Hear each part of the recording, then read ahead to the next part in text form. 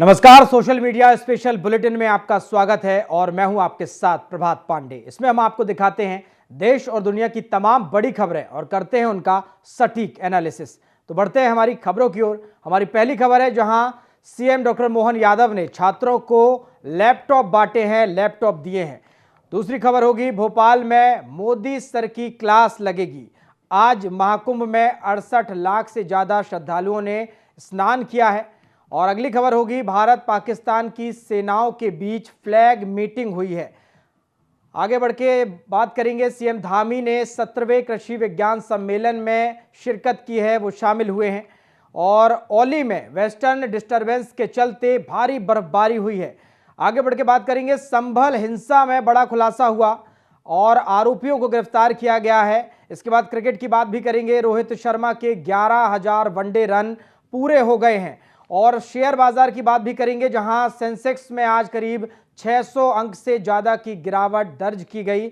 और इसके अलावा अगर बॉक्स ऑफिस की बात करें तो बॉक्स ऑफिस पर फिल्म छावा का जलवा बरकरार है। तो ये तमाम कुछ महत्वपूर्ण और बड़ी खबरें हैं। और अब पहली खबर की ओर बढ़ेंगे।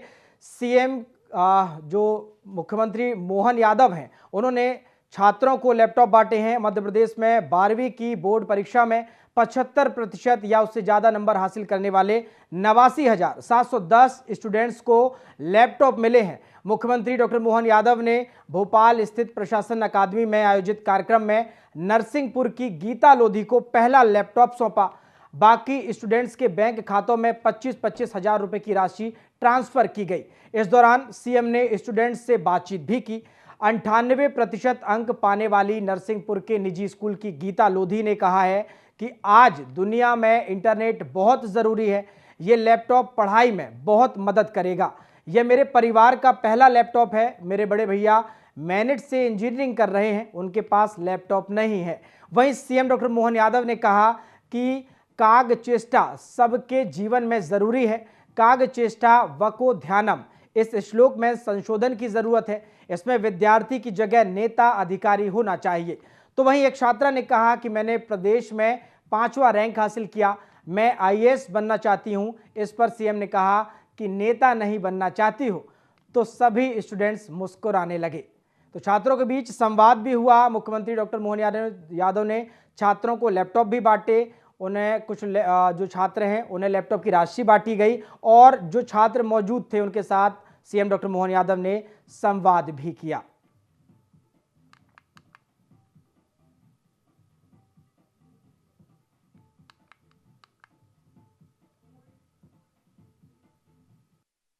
पैसा लुटा रहे हैं, बिगाड़ रहे हैं, आदत बिगाड़ रहे हैं, ठीक है, वो उनका मन एक भाव हो सकता है, लेकिन वो हमारी उस गौरवशाली गुरुकुल परंपरा को नहीं जानते। गुरुकुल परंपरा में हमारे यहाँ कोई जातियां नहीं थी, कोई वर्ग भेद नहीं था, कोई ऊंचा नीचा नहीं था। सबको समान रूप से सभी व्यवस्थाओं के लिए अधिकार दे करके उनकी प्रतिभाओं को निखार करके बाद के गृहस्थ जीवन के माध्यम से उन व्यवस्थाओं का लाभ लेते। इतना अच्छा लग रहा है, एक लैपटॉप आ रहा, बड़ा भाई भी पढ़ेगा, छोटा भाई भी पढ़ेगा, बहन भी पढ़ लेगी। और लैपटॉप मतलब लैपटॉप बहाना है, लेकिन लैपटॉप के माध्यम से जो कॉन्फिडेंस आया नई तकनीक के बलबूते पर आगे बढ़ने का, नई तकनीक के लिए वास्तव में नवाचार के लिए जोरदार अभिनंदन करो श्रीमान नरेंद्र मोदी जी का। चलिए आगे बढ़ेंगे और अब बात करेंगे प्रधानमंत्री नरेंद्र मोदी की। प्रधानमंत्री नरेंद्र मोदी 23 फरवरी को भोपाल में भारतीय जनता पार्टी के विधायकों, सांसदों और मंत्रियों के साथ एक महत्वपूर्ण बैठक करेंगे। यह बैठक कुशाभाऊ ठाकरे अंतर्राष्ट्रीय सम्मेलन केंद्र में शाम को आयोजित होगी और करीब 2 घंटे तक चलेगी। खास बात यह है कि यह पहली बार होगा जब प्रधानमंत्री मोदी राज्य के मंत्रियों और विधायकों के साथ इस तरह की सीधी चर्चा करेंगे। साथ ही उनके साथ डिनर भी करेंगे। आपको बता दें, पीएम के साथ इस बैठक में केंद्र और राज्य सरकार की जन कल्याणकारी योजनाओं के प्रभावी क्रियान्वयन, जनता की अपेक्षाओं पर खरा उतरने और विधायकों और मंत्रियों के प्रभावी कार्य करने पर चर्चा होने की संभावना है। प्रधानमंत्री मोदी इस बैठक में योजनाओं को जमीनी स्तर पर प्रभावी ढंग से लागू करने के लिए मार्गदर्शन भी देंगे। इससे पहले ओडिशा में भी प्रधानमंत्री जनप्रतिनिधियों के साथ बैठक कर चुके हैं। तो प्रधानमंत्री मोदी की क्लास लगने जा रही है। मोदी सर क्लास लेंगे। लोकसभा राज्यसभा के 37 सांसद और चुनिंदा बीजेपी पदाधिकारी इस क्लास में मौजूद रहेंगे, बैठक में मौजूद रहेंगे। बैठक के बाद विधायकों सांसदों के साथ डिनर भी करेंगे प्रधानमंत्री मोदी।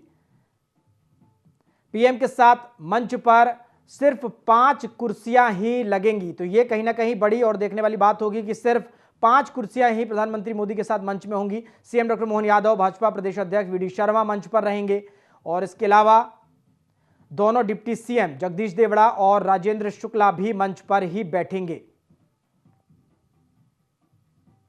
केंद्रीय मंत्री शिवराज सिंह चौहान, ज्योतिरादित्य सिंधिया, वीरेंद्र कुमार खटीक, तमाम मंत्री भी बैठक में शामिल होंगे। डीडीयू के Savitri Thakur, L Murugan, George Kurian round table पर बैठेंगे। मंच के नीचे आगे की लाइन में सभी केंद्रीय मंत्रियों के बैठने की व्यवस्था की गई है। मंच के सामने 2 लाइन में 40 कुर्सियां लगाई जाएंगी। और इसके अलावा अगर बात करें तो बीजेपी के राष्ट्रीय सह संगठन महामंत्री शिव प्रकाश, क्षेत्रीय संगठन मंत्री अजय जामवाल और इसके अलावा भी तमाम जो पदाधिकारी हैं, नेता हैं, प्रदेश संगठन महामंत्री हितानंद शर्मा, बीजेपी के सभी प्रदेश महामंत्री भी आगे की जो कतार होगी, जो पंक्ति होगी, उसमें बैठेंगे। राज्य सरकार के वरिष्ठ मंत्री भी आगे की 2 लाइन में लगी कुर्सियों पर ही बैठेंगे।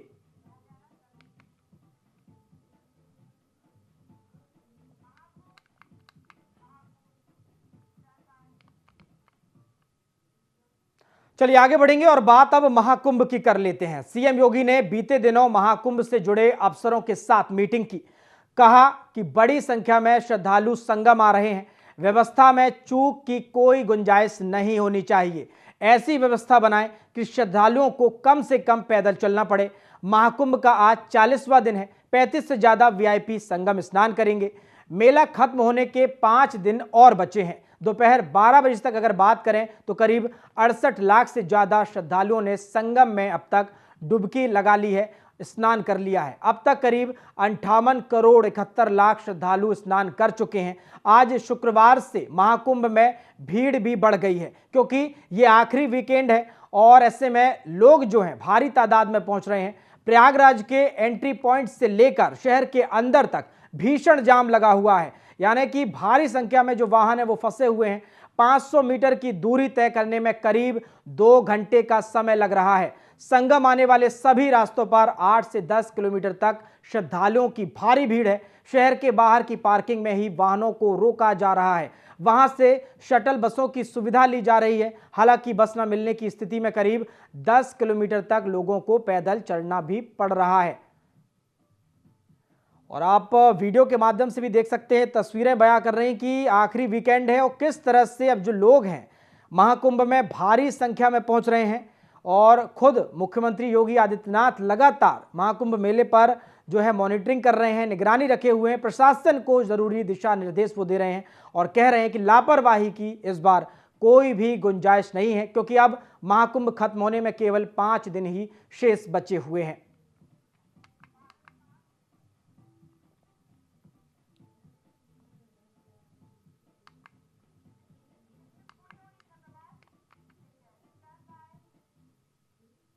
चलिए आगे बढ़ेंगे और अब एलओसी की बात कर लेते हैं। जम्मू कश्मीर में एलओसी पर तनाव के बीच भारत और पाकिस्तान की सेनाओं के बीच फ्लैग मीटिंग हुई। पुंछ सेक्टर के चाका दा बाग में हो रही मीटिंग में दोनों पक्षों के ब्रिगेडियर रैंक के अधिकारी शामिल हुए। यह मीटिंग 75 मिनट तक चली। पिछले 4 सालों में दोनों देशों के बीच इस तरह की पहली मीटिंग है। आखिरी फ्लैग मीटिंग 2021 में हुई थी। बीते कई हफ्तों से एलओसी पर तनाव लगातार बना हुआ है। सेना ने 4 फरवरी को 7 पाकिस्तानी घुसपैठियों को मार गिराया था। वहीं 13 फरवरी को भी पाकिस्तान सैनिकों के सीज फायर तोड़ने की खबर आई थी। सेना ने बाद में इसका खंडन किया। जम्मू कश्मीर में एलओसी पर 16 फरवरी को पुंछ सेक्टर में स्नाइपर फायरिंग हुई, जहां एक भारतीय जवान घायल हो गया। इस घटना के बाद भारतीय और पाकिस्तानी सैनिकों के बीच कुछ देर तक गोलीबारी भी हुई। 13 फरवरी को पाकिस्तान की ओर से भारतीय सीमा में गोलीबारी की खबर थी। सोशल मीडिया पर भी पाकिस्तानी अधिकारियों का एक वीडियो वायरल हुआ था जिसमें वे अपने सैनिकों को श्रद्धांजलि देते हुए दिखाई दिए थे। कुछ रिपोर्ट्स की अगर माने तो 6 लोगों के मारे जाने की बात भी कही गई है। हालांकि भारतीय सेना ने कहा था कि पाकिस्तान बॉर्डर पर युद्ध विराम लागू है।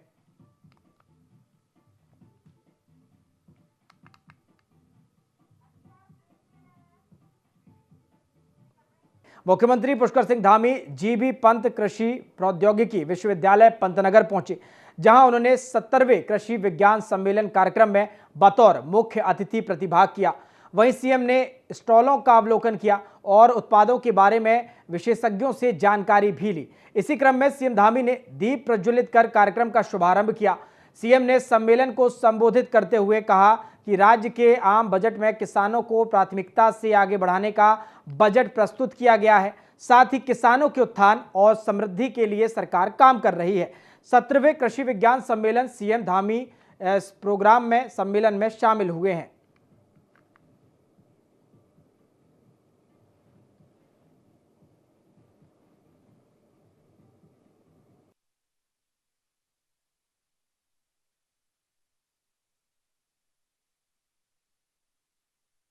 मंत्री जी के नेतृत्व में हमने भी इस बार के बजट में उसी थीम को, ज्ञान की जो थीम है भारत सरकार की, गरीब, युवा, अन्नदाता और हमारे नौजवान, उसी थीम को आत्मसात करते हुए हमने अपने बजट में भी प्रावधान किया है। किसान हमारी प्राथमिकता में हमेशा से रहे हैं। आज मोदी सरकार द्वारा जहां एक और विभिन्न योजनाओं, अभियानों एवं नवाचारों के माध्यम से कृषि उपज बढ़ाने की दिशा में तेजी से कार्य किया जा रहा है, वहीं सभी प्रमुख फसलों की एमएसपी बढ़ाकर किसानों की आय में बढ़ोतरी भी सुनिश्चित की जा रही है। आदरणीय मोदी जी से प्रेरणा लेकर हमारी राज्य सरकार भी किसानों के उत्थान एवं समृद्धि के लिए संकल्पित होकर कार्य कर रही है। वर्तमान में प्रदेश में किसानों को 3 लाख रुपए तक का ऋण बिना ब्याज के देने के साथ ही फार्म मशीनरी बैंक योजना के अंतर्गत कृषि उपकरण खरीदने एवं एप्पल मिशन के अंतर्गत सेब के बागान लगाने पर 80% तक की सब्सिडी दी जा रही है। और इस बार के बजट में भी हमने इसका प्रावधान किया है। इसके साथ ही हम चाय बागान धौला देवी, मुंशियारी, बेताल घाट को जैविक चाय बागान के रूप में परिवर्तित करने का कार्य भी कर रहे हैं। हम प्रदेश में खाद्यान्न खेती के साथ ही सघन खेती को भी बढ़ावा देने के लिए 6 अरोमा वैलियों को विकसित करने की योजना पर भी हम काम कर रहे हैं। चलिए आगे बढ़ते हैं और अब बात पर्यटन नगरी औली की कर लेते हैं। शीतकालीन पर्यटन नगरी औली में वेस्टर्न डिस्टर्बेंस के चलते हुई बर्फबारी लगातार जो है पर्यटकों को लुभा रही है। लगातार यहां बर्फबारी हो रही है, जहां पर्यटक जमकर चेयर लिफ्ट और फन स्कीइंग का लुत्फ उठाते नजर आए हैं। विंटर डेस्टिनेशन औली के international Nanda Devi skiing slope और उसके आसपास बने व्यू पॉइंट पर प्लास्टिक कचरा फैला हुआ है, आप तस्वीरों में देख सकते हैं। वहीं पर्यावरण संरक्षण और संवर्धन के लिए समर्पित स्थानीय जागरूक युवाओं ने क्षेत्र में पसरे प्लास्टिक कूड़ा गार्बेज को एकत्र कर उसका निस्तारण शुरू कर दिया। ग्रीन ट्रेल के नाम से स्थानीय युवाओं की एक टीम ने अब औली को प्लास्टिक कचरा मुक्त बनाने का संकल्प लिया है। औली में वेस्टर्न डिस्टर्बेंस के चलते ये भारी बर्फबारी हो रही है, जिसका लुत्फ लगातार जो पर्यटक हैं वो उठा रहे हैं।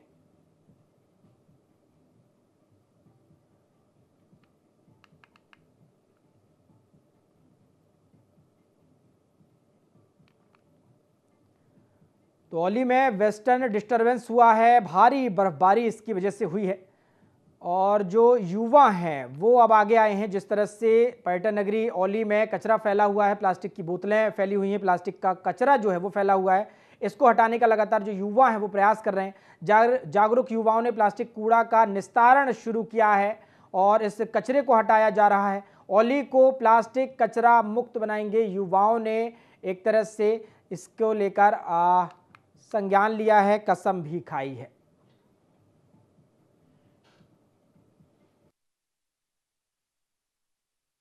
यहाँ पे एक क्लीनिंग कैंप चलाया और जिसमें हम लोगों ने काफ़ी मात्रा में गार्बेज कलेक्ट किया और जो कि तो कुल मिला के 3 क्विंटल से ऊपर है और जो कि काफ़ी ज़्यादा है, और जिससे कि आने वाले टाइम में पर्यावरण के लिए काफ़ी नुकसान हो सकता है। और स्थानीय लोग हो चाहे शासन प्रशासन हो, हमको चाहिए कि ये इसको जल्द से जल्द हमको रोकना पड़ेगा, नहीं तो आने वाले समय में ये पर्यावरण के लिए काफ़ी खतरा बन सकता है। चलिए आगे बढ़ते हैं और अब बात संभल हिंसा की कर लेते हैं। संभल हिंसा के मामले में अब तक का सबसे बड़ा खुलासा हुआ है। पुलिस की गिरफ्त में आए शारिक शाटा गिरोह के सदस्य दीपा सराय निवासी गुलाम ने बड़ा खुलासा किया। आरोपी ने पूछताछ में बताया कि शारिक साटा जामा मस्जिद का सर्वे नहीं होने देना चाहता था। संभल में जामा मस्जिद सर्वे के दौरान हुए बवाल में विदेशी हथियार चलाने और शारिक शाटा गिरोह के सदस्यों को हथियार मुहैया ये कराता था। आरोपी के कब्जे से 32 बोर की 2 पिस्टल, एक 9mm की पिस्टल और एक तमंचा और विदेशी समेत अलग अलग बोर के 15 देसी कारतूस बरामद हुए। कोतवाली पुलिस ने आरोपी को रोडवेज बस अड्डे से गिरफ्तार किया है। आरोपी ने पूछताछ में बताया कि शारिक साटा के साजिश थी कि जामा मस्जिद का सर्वे ना हो। सर्वे के दौरान बवाल में गिरोह के अन्य सदस्यों के साथ उसने भी गोली चलाई थी, जिसमें 4 लोगों की मौत हो गई थी। आरोपी को कोर्ट में पेश कर जेल भेज दिया गया है। आरोपी ने बताया कि उसका प्लान सर्वे के दौरान अधिवक्ता विष्णु शंकर जैन और उसके साथियों की हत्या करने का था, जिससे शहर के साथ देश का माहौल पूरी तरह से बिगड़ जाए और शहर में कर्फ्यू लग जाए। इसके बाद आपराधिक घटनाओं को आसानी से अंजाम दिया जा सकता है। आरोपी ने यह भी बताया कि वह देश भर में अवैध हथियारों की सप्लाई भी करता है। यह हथियार शारिक साटा उसको भेजता है। शारिक साटा दुबई में रहकर गिरोह चला रहा है। वह फर्जी पासपोर्ट के माध्यम से दुबई गया हुआ है और इस तरह संभल हिंसा में यह बड़ा खुलासा हुआ है।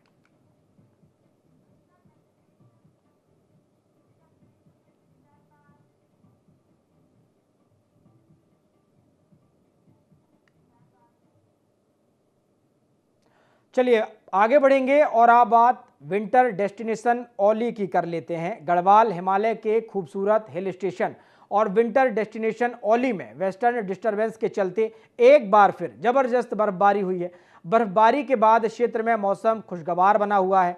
वहीं बर्फबारी से चिनाब वैली, हेमकुंड साहिब, सप्त श्रृंग चोटियों, sleeping beauty mountain, Barmal top, ओती का डांडा, कुवारी पास, गोरसो बुग्याल सहित पूरा गढ़वाल हिमालय सफेद बर्फ की चादर ओढ़े बड़ा ही खूबसूरत नजर आ रहा है। बर्फबारी के बाद पहाड़ों की खूबसूरती पर 4 चांद लग गए हैं। हिमक्रीड़ा स्थली औली सहित जोशीमठ, बद्रीनाथ धाम में सुबह दिन की शुरुआत चटक खिली धूप के साथ हुई। बर्फ से लदकद जोशीमठ हिमालय की पर्वत श्रृंखलाएं खिली धूप में बेहद ही चमकदार नजर आ रही हैं। इस प्राकृतिक दृश्य को देखने के लिए सुबह से ही पर्यटकों का औली में तांता लगा हुआ है और बर्फ की चादर ओढ़े बर्फ से ढका हुआ औली बड़ा ही खूबसूरत नजर आ रहा है।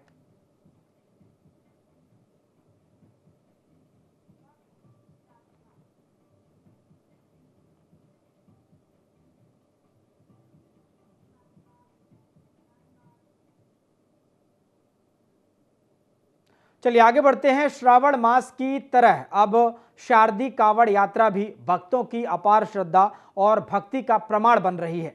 हरिद्वार में कावड़ यात्रा की शुरुआत होते ही शिव भक्तों का सैलाब उमड़ पड़ा। देश के कई राज्यों से श्रद्धालु गंगा जल लेने हरिद्वार पहुंच रहे हैं, जहां मुजफ्फरनगर के रहने वाले शिव भक्त राज सिंह अपनी अनोखी श्रद्धा के कारण चर्चा में हैं। उन्होंने हरिद्वार के हर की पौड़ी से गंगा जल लेकर मुजफ्फरनगर के एक शिव मंदिर में जल अर्पित करने का संकल्प लिया है।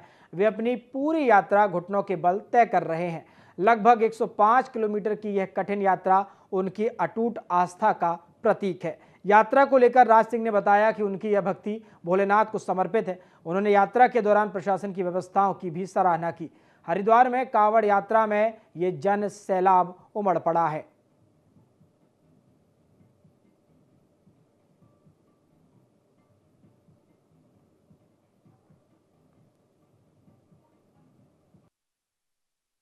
हरिद्वार से जल लेकर चले हैं हम। 15 तारीख को जल लेकर चले हैं। सुबह 15 तारीख में आ गए थे हम हरिद्वार और आकर हमने 6:15 बजे जल भरकर हम चल दिए। हमें इसी भक्ति में आनंद आ रहा है। इससे श्रेष्ठ कोई भक्ति है नहीं। 105 किलोमीटर चलकर घुटनों के बल से अपने शिव मंदिर पर जल चढ़ाए, वो बाबा की मर्जी है। ये दूसरी बार है हमारा। हमने मन्नत करी नहीं मांगी, और ना भगवान ने कुछ कमी दे रखी, बाबा भोलानाथ ने सब कुछ दे रखा है। व्यवस्था बहुत अच्छी है, बहुत अच्छी है, सब उनकी कृपा है। चलिए आगे बढ़ेंगे और अब बात क्रिकेट की कर लेते हैं। टीम इंडिया ने चैंपियंस ट्रॉफी में जीत के साथ सफर की शुरुआत की। रोहित शर्मा की कप्तानी में भारतीय टीम ने शानदार प्रदर्शन करते हुए बांग्लादेश को 6 विकेटों से हराया। इसके साथ ही भारतीय कप्तान ने इंटरनेशनल क्रिकेट में एक खास शतक भी लगाया। रोहित ने कप्तानी करते हुए 100 इंटरनेशनल मैच जीत लिए हैं। रोहित ने अभी तक अपनी कप्तानी में 73% मुकाबले जीते हैं, जो किसी भी दूसरे कप्तान से सबसे ज्यादा है। उन्होंने जीत का प्रतिशत के मामले में ऑस्ट्रेलिया के दिग्गज कप्तान रिकी पॉन्टिंग और स्टीव वॉ को भी अब पीछे छोड़ दिया है। पॉन्टिंग ने 324 इंटरनेशनल मैच में से 220 में जीत हासिल की थी। उनकी जीत का प्रतिशत करीब 67.90 रहा। वहीं वॉ ने करीब 66.25% के जीत के साथ 163 में से 108 मुकाबलों में बाजी मारी थी। रोहित शर्मा का पाकिस्तान के खिलाफ वनडे फॉर्मेट में रिकॉर्ड देखा जाए तो वह जमकर बोलता हुआ दिखाई दिया, जिसमें उन्होंने अब तक करीब पाकिस्तान के खिलाफ खेले 19 वनडे मैचों में से 51.35 की औसत से करीब 873 रन बनाए हैं। इस दौरान उनके बल्ले से 2 शतकी और 8 अर्धशतकी पारियां भी देखने को मिली। रोहित शर्मा का पाकिस्तान के खिलाफ सर्वश्रेष्ठ स्कोर 140 रनों का है। वहीं स्ट्राइक रेट भी कम नहीं है, 92.38 का स्ट्राइक रेट है। भारतीय कप्तान रोहित शर्मा ने भारत के लिए सबसे ज्यादा आईसीसी टूर्नामेंट खेल लिए हैं। उन्होंने 9 T20 World Cup, 2 World Test Championship, 3 Champions Trophy और 3 वनडे वर्ल्ड कप खेले हैं। दूसरे नंबर पर विराट कोहली हैं, जिन्होंने 16 आईसीसी टूर्नामेंट में भाग लिया है। रोहित शर्मा के 11,000 वनडे रन पूरे हो गए हैं।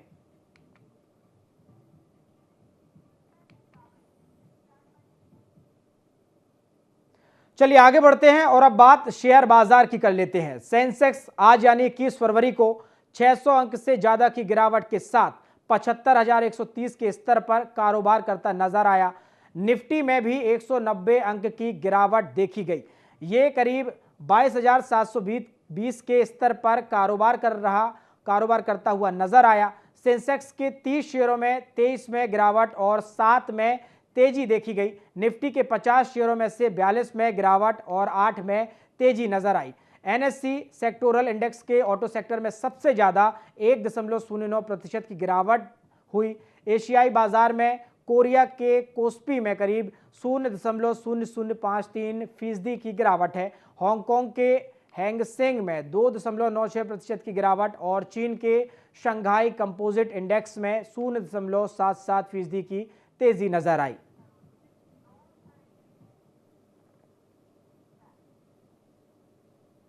सोशल मीडिया स्पेशल बुलेटिन में फिलहाल इतना ही। IND 24 में खबरों का सिलसिला लगातार जारी है। नमस्कार।